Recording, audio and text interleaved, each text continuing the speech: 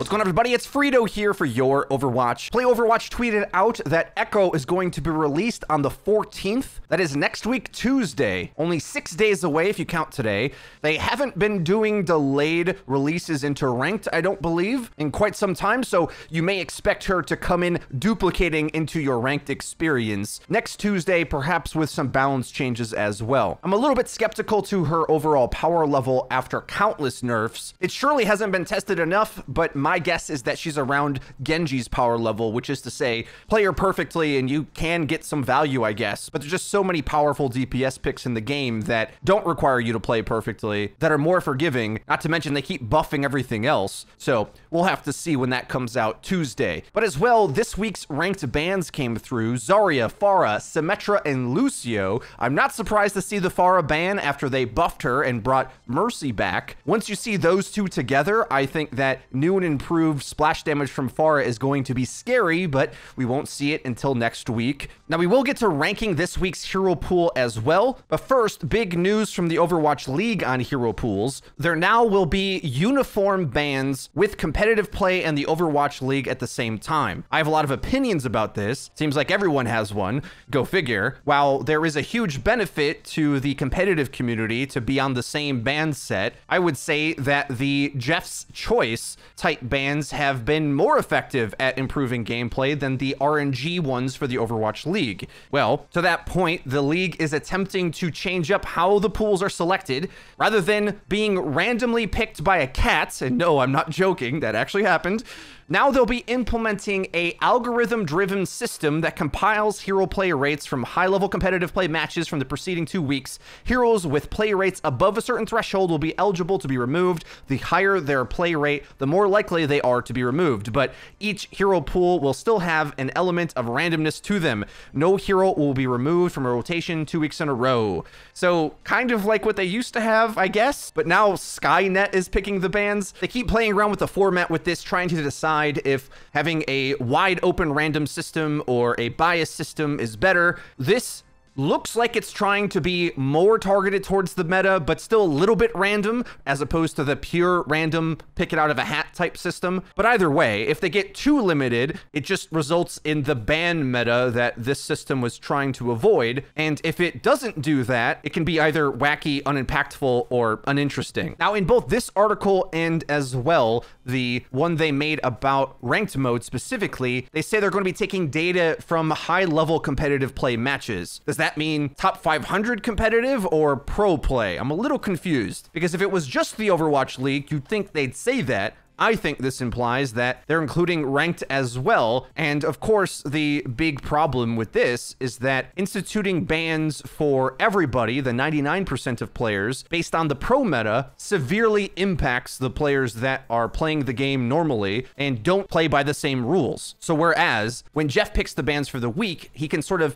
logically pick out heroes that are going to be problematic for gameplay and try to sculpt the experience. There's some bans people didn't like when there was no main healers available in the pool, but other than that, the bans have seemed pretty sensible for ranked in my opinion, whereas in any case, degenerative comps come out of the pro scene regardless. And with the Overwatch League's viewership dropping, I think they're using this as a means to try to get people more invested in it, but I think it'll have the reverse effect, where they won't convert the average ranked player into watching the league, but instead just make them mad. We'll track the progress on this and speak about it more in future. I think you guys know what systems we have advocated for since like year one. They're adjusting and learning, so that's better than making no change, I suppose. At this point, I would advocate that they simply remove hero pools outside of GM and Pro, because if it's going to be a rule set based on them, why does everybody else have to be strung along and have their play experience get tinkered with for seemingly arbitrary reasons? If the pros want their hero pools mixed up by an algorithm or a cat, let them.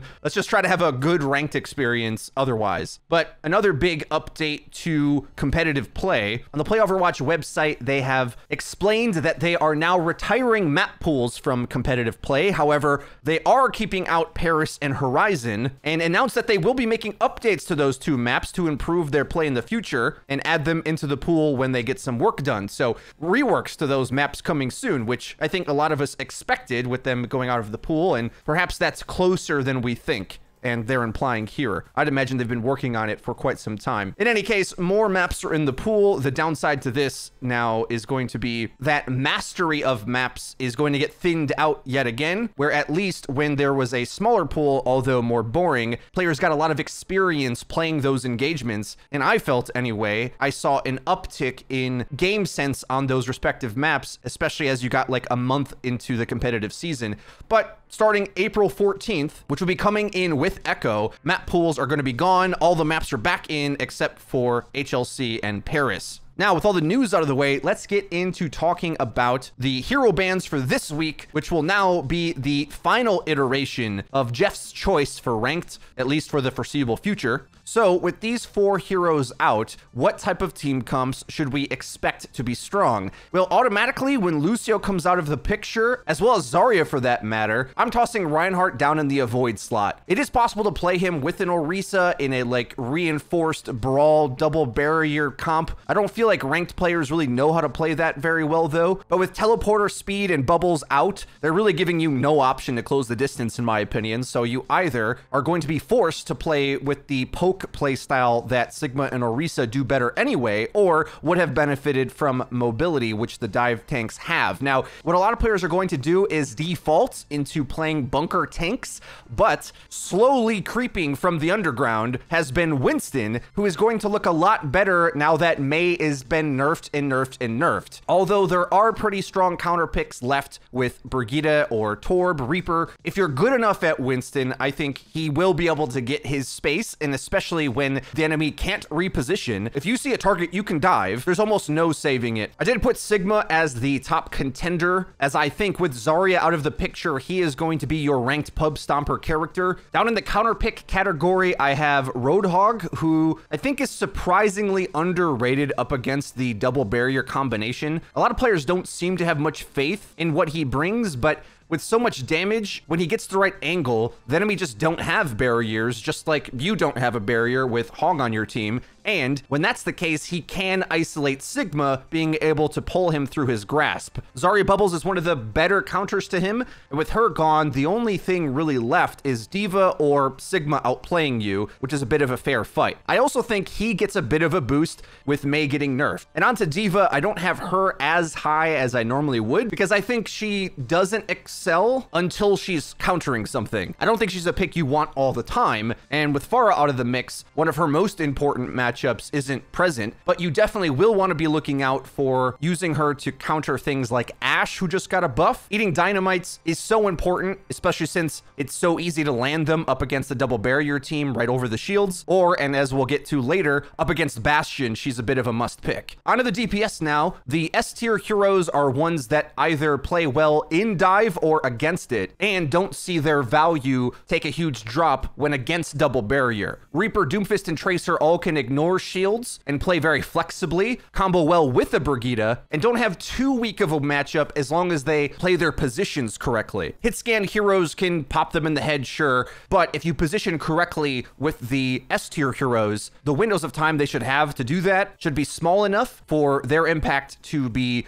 quite lessened. And the problem with the hit scans is they either can get dove or get shielded out with this meta, which is why I put them kind of in tier 2.5, where it's going to depend on the maps and the matchups. If you can get angles, a cheeky mercy pocket on an Ashe is probably going to do work right now, but you don't want to be firing into shields all day while the enemy runs in with a Doomfist, gets a pick, and gets out. That's not going to be good for you. In the avoid slot, I have Hanzo and Junkrat. With Ashe getting a buff, I'm really failing to see where Hanzo has an edge. Hit scan is just more reliable, and when she gets continuous buffs, she overlaps him, and the other hit scans kind of already did in their own respective roles as well. Junkrat, there's still a lot of powerful healing left in the game and a lot of shields. It's not a playstyle you couldn't emulate easier with other picks. You may be surprised to see Bastion in the counter pick category, and the reason is when they don't have speed or Pharah, if they're playing double barrier with Brigitte, Bastion's actually pretty good. I might make further videos about this, but there's some serious mobility out of the pool with Pharah, Symmetra teleporter, and speed boost. So that means when you get an angle, he's gonna put in work. Because if the enemy picks Rein, well, they just lose. They have no speed. you'll break his shield. The enemy goes double barrier and squares up with you without getting angles on you, well, you'll win the barrier battle easily. And although Dive can beat Bastion with really good Diva play, it's hard to do.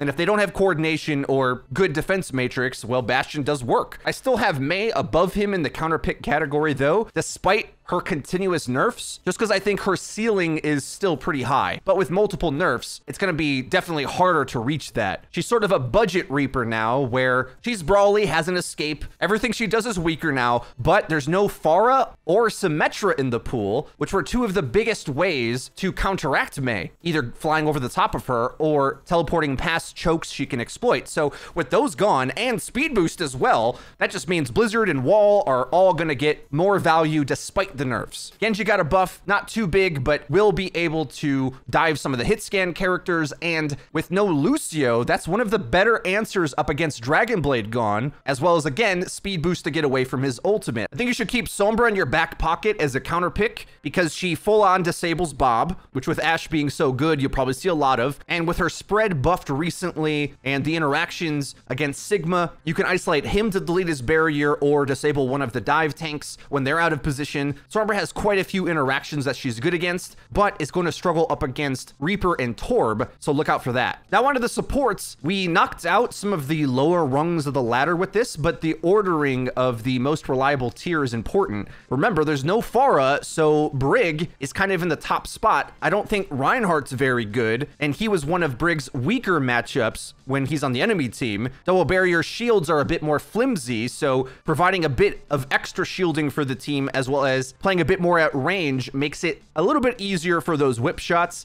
And she, of course, can solo counter dive. If you play her well enough, you'll want to be sure to check out yesterday's video for more tips on how to play Brig and destroy things. Otherwise, Moira's pretty strong in either avoiding dive or in double barrier mirrors. When those halt hypersphere combos come in, Moira can heal to farm up coalescence, which pairs quite nicely with Bongo and Pull. Next in line is the Backson Duo, who are weaker against dive in the mid fight, but will win out in the double barrier mirrors because they have better shield break and also better interactions in the ult phase when you're going up against Gravitic Flux or big ult team wipes. Transcendence or hiding immortality field around corners will help you win out there. And other than the high mobility characters, unless the enemy dive tanks play well, with no Lucio, not a lot of tanks are going to be rushing you down. So you can get away with holding some high ground positions, feeling relatively safe, unless the tanks play well. Mercy's back in rotation, but not too impressive of a pick. You can play her with dive, utilizing the mobility of your team to navigate the fight to stay alive and apply damage amp on divers to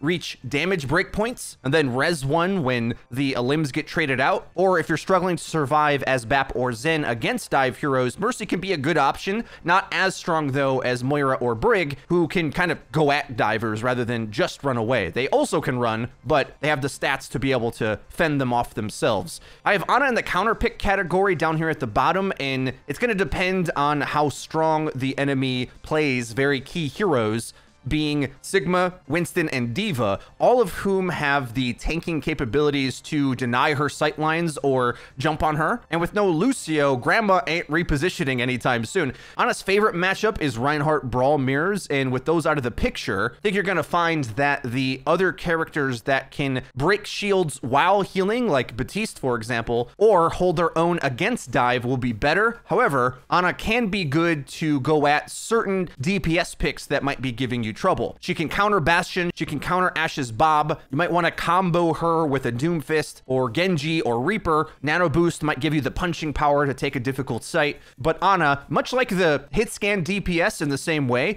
it's difficult for her to find angles in the fight against double barrier or dive because the barriers zone her out and she's not as good at poking as the other healers, or the dive ignores her until it's on her and then she can't hit a shot. Either way, there isn't the prolonged brawl type team team fight that the Reinhardt mirrors provide for her to hit a lot of abilities. I'd only suggest her as a counter pick, but as that, she's still strong. She's just going to be a less strong option compared to other healers in those matchups. So that's everything for this week's hero ban rotation. I hope you guys found this video useful. If you did, please be sure to leave it a like. It really does help us out and let us know that you're enjoying the content. And if you haven't already, hit subscribe and hit the bell icon to actually get notified when our videos go live. Linked in the description is our Twitter, where we tweet out news updates. Linked in the description. That's been it for me. I've been Frito for your Overwatch. We'll see you guys next time.